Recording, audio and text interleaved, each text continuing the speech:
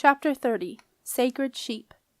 All right, I'm coming," Alice yelled, as the great warehouse door shuddered under the force of the blows.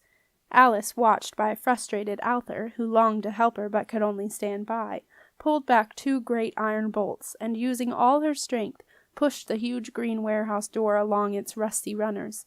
The door moved slowly, but with the help of Jenna and Nico pushing from outside, it creaked and groaned its way open until there was enough room for a 15-foot dragon to squeeze in. Spitfire galumphed inside. "Careful!" shouted Alice. Too late. A great stack of boxes marked Fragile crashed to the floor, accompanied by the sound of tinkling glass. Spitfire was unconcerned. He sat down and looked around him expectantly, as if he was waiting for someone to bring him supper, which was not far from the truth, since Spitfire spent most of his time hoping for supper, or breakfast, mid-morning snack, lunch, tea, or dinner. Spitfire didn't mind what it was called, as long as he could eat it. "Jenna!" Arthur gasped with relief. "What are you doing here?" The ghost smiled broadly as Jenna and Nico, looking pale and tired, stepped inside. "Ah, and the master boat builder, too. Hello, lad." Nico gave Arthur a brief smile, but did not seem to be his usual cheery self. More in hope than expectation, the ghost peered out at the dark, rainy street and said, "Septimus with you?" "No," said Jenna, unusually curtly. "You both look worn out," said Alice. "Come upstairs and get warm." Spitfire banged his tail with a loud crash. "Quiet, Spitfire," said Jenna wearily, patting the dragon's neck. "Go lie down. Come on, lie down. Sleep." But Spitfire did not want to sleep. He wanted dinner. The dragon sniffed the air. It did not smell promising. Just dust, moldering cloth, wormy wood, rusting iron, sheep bones. Sheep bones. Spitfire pushed his nose into a tall tower of finely balanced wooden boxes, which stretched about 20 feet high into the darkness. The tower wobbled precariously. "Out of the way, everyone!" Alice yelled, pushing Jenna and Nico back out on the street with herself and Arthur, who did not want to be passed through by a load of dead sheep. A deluge of boxes crashed to the ground, bouncing off Spitfire and landing all around him. When Alice, Arthur, Jenna, and Nico peered warily inside, the dragon was almost buried in boxes. He lifted his head, shook off a shower of dust and splinters, and set about crunching open the first smashed box. A pile of yellowing bones and what looked like an old sheepskin rug fell out. "Ugh!" said Jenna, who had recently developed a particular dislike of bones. "What has he got there?" "Sheep," said Alice, raising her voice over loud crunching, cracking sounds as Spitfire bit into the contents of the first box. "It's sheep bones. He's eating one of the Sarn herd. Oh well." Gingerly, Alice, Jenna, and Nico stepped back inside and picked their way through the boxes. Jenna could just make out the words written on the side of one of the still intact boxes, in an old-fashioned scrawl that had turned brown with age. "Sacred Herd of Sarn, Box 7 of 21. Urgent, for immediate delivery." They were almost obliterated by 2 more words stamped over them in a commanding, unfaded red. "Duty unpaid." "Spitfire!" Jenna shouted, pushing her way through to reach the dragon. "Stop it! Give that to me now!" Spitfire looked down at Jenna out of the corner of his eye and carried on crunching through sheep number 7. It was his food, and he was not giving it to anyone else, not even to his locum imprinter. She could go and find something of her own to eat. "It doesn't matter," puffed Alice, as she and Nico pushed the door closed, and the warehouse became shrouded in darkness. "But they're sacred sheep," said Jenna. Spitfire cracked another bone and gulped it down with a loud gurgle. "That I doubt very much," Alice chuckled. "I reckon they're most likely part of the sacred bones scam that the customs office stamped out about 100 years ago. I wouldn't worry about it. Best use for them, if you ask me. They've not been much good to anyone else. In fact, I did hear that a farmer from the high farmlands had bought them thinking that they were a live flock. When he came down to pick them up and realized that he bought a load of boxes full of old bones, he refused to pay the duty and threw the customs officer into the harbor. Spent 30 days in the customs house lockup for his trouble." With firm instructions to Spitfire that he must behave himself and go straight to sleep when he had finished the sheep, Jenna and Nico left the dragon crunching his way through the sacred herd of Sarn and followed Alice and Arthur to the top of the warehouse. The night ruler growled as Jenna and Nico walked in. "Ouch!" Nico gasped. At the sight of the panther's green eyes shining in the light of Alice's candle, Jenna had grabbed his arm hard, which was, thought Nico, unusually jumpy for Jen. Snorri sat up, woken by Ullr's rolling growl. Her sleepy eyes focused with surprise on the 2 newcomers. Calm, Uller, she said. Snorri? Asked Jenna, recognizing the white blonde hair in the dark. Jenna, is it you? Snorri untangled herself from the wolf skin, and with the night Uller padding at her side, she stumbled across the rough wooden floor to greet Jenna. Hello, Snorri. Nico's voice came out of the dark and gave Snorri a shock. Nico, I did not know you were coming to the port also, she said in her sing-song accent that Nico liked so much. Neither did we, said Nico grimly. Stupid dragon circled above the port for hours. Thought we'd never land. Freezing cold up there. I would rather be in my boat, Snorri smiled. So would I, said Nico. Give me a boat any time, even a paddle boat. I saw Wolf Boy paddling over to the forest, and I'd have swapped that dragon for one of those any day, even a pink one. I don't think Wolf Boy's right about Septimus being lost in the forest, said Jenna. Nico shook his head in agreement. He may as well look, though, since there was no way he was going to get back on Spitfire. Did he get to the forest all right? Jenna asked Snorri. Snorri nodded. He whistled, and a boy came to meet him. That will be Sam, said Nico. He'd have been fishing. Sam? Asked Snorri.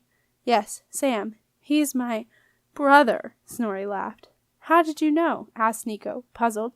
They always are, said Snorri, and just kept on laughing. Alice returned with some blankets from a pile tumbling out of a chest, marked Producia de Peru, duty unpaid, impounded. Well, well, so you all know one another, she said. Here, Jenna, Nico, wrap yourselves up in these and get warm. You're both shivering like a couple of jellyfish on a plate.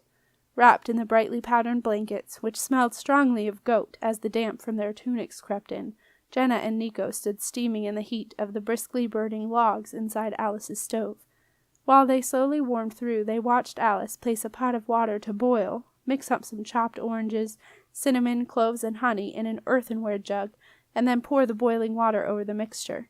A warm, spicy smell filled the air. You must be hungry too, said Alice.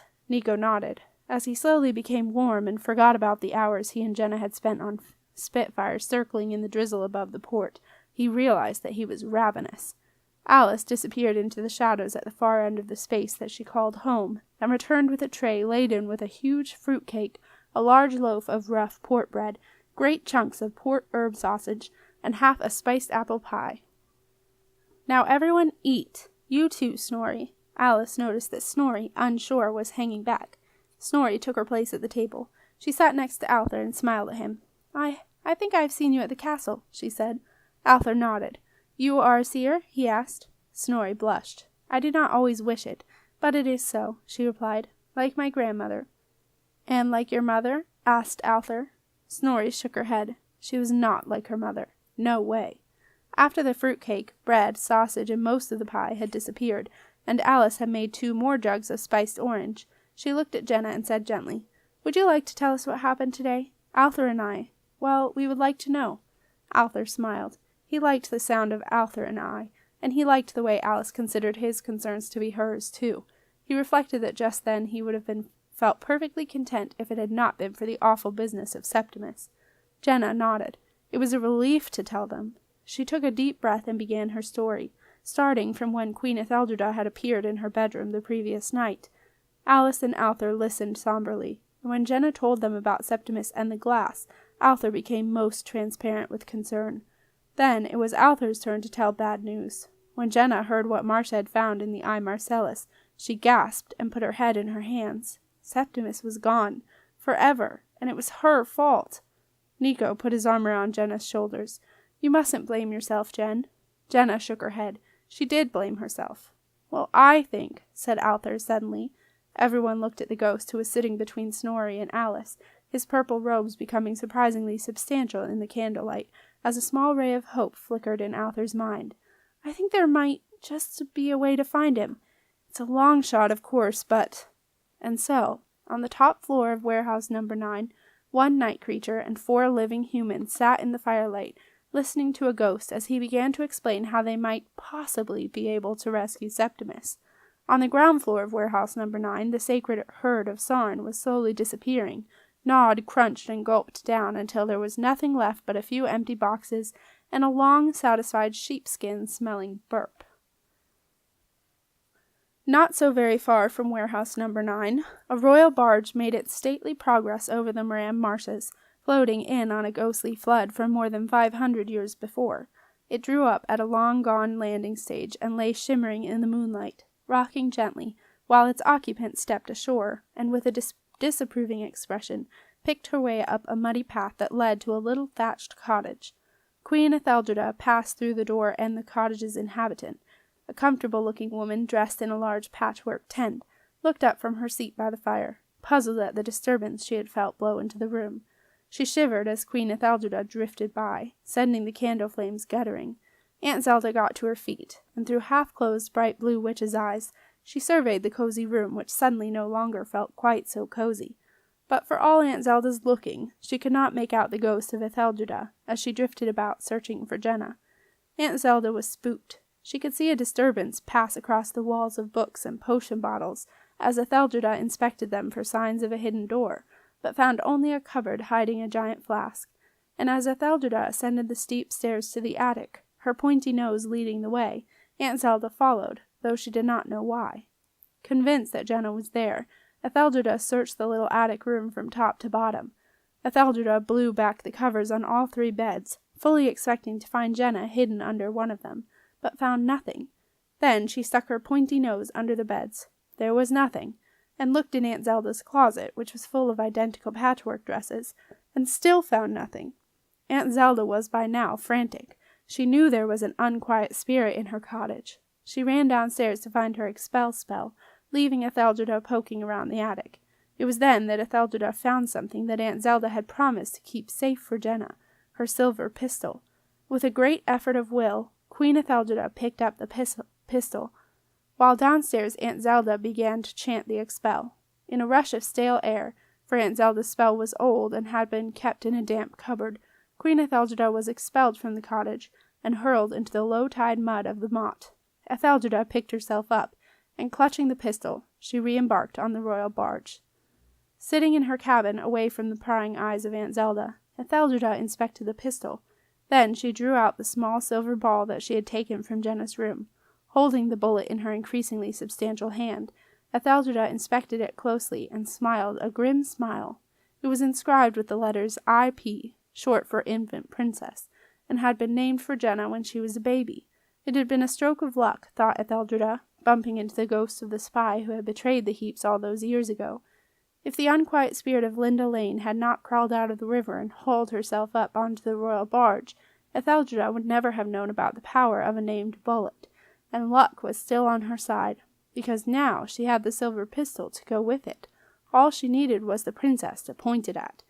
The ghostly royal barge drifted away from Keeper's cottage, leaving a very unsettled Aunt Zelda in its wake. Lounging on her cushions, rocked by the slight swell of an ancient storm, Queen Etheldreda closed her eyes and dreamed of the day soon to come when the princess would be no more, and the castle would revert to its rightful queen, Queen Etheldreda the Everlasting.